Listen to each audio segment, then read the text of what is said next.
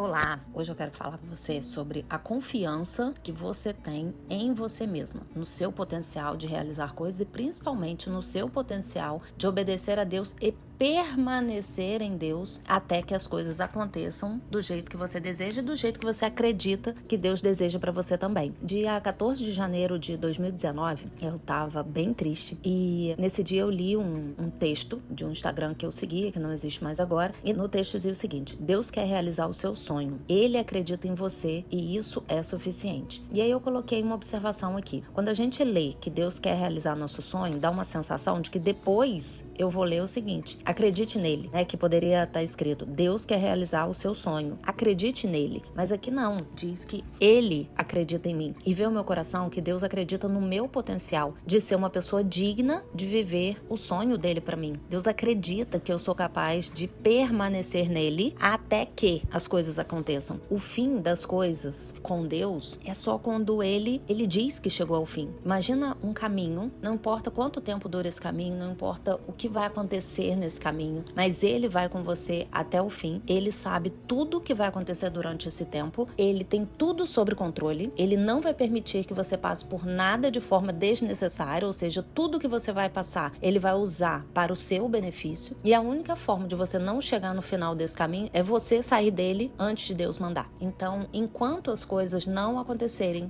da forma como Deus está colocando no seu coração, não chegou o fim. Às vezes a gente coloca um fim. Algumas vezes, ao longo desse tempo, de tantas dificuldades que eu passei, principalmente, não significa que foi só nessa época, mas principalmente 2017, 18, 19. Eu, muitas vezes, cansada daquilo tudo, eu lia: não coloque um ponto final onde Deus coloca uma vírgula. Quando eu não li essa frase, eu li algo desse tipo: não desista dos sonhos de Deus, vá até o fim aonde Deus te manda seguir. Ouvia muito sobre a diferença entre alinhar o coração com Deus e continuar fazendo as coisas que Ele manda, por mais difíceis que alguns momentos fossem, e isso ser diferente de teimar, de insistir em algo que realmente não é dele para você. Então, quando diz aqui que Deus acredita em mim, Ele entende que eu sou capaz de obedecer e de permanecer, como se Ele estivesse me colocando à prova, apostando em mim e acreditando que eu ia vencer todas as fases, que eu seria fiel a Ele em tudo e em todos os momentos, independente do que Ele me propusesse, independente do que se apresentasse como desafio ao longo do tempo. E eu repeti essa frase várias vezes aqui: Ele acredita em você e isso é o suficiente. É como se Ele estivesse dizendo: continue sendo fiel, isso é o bastante. Continue sendo fiel,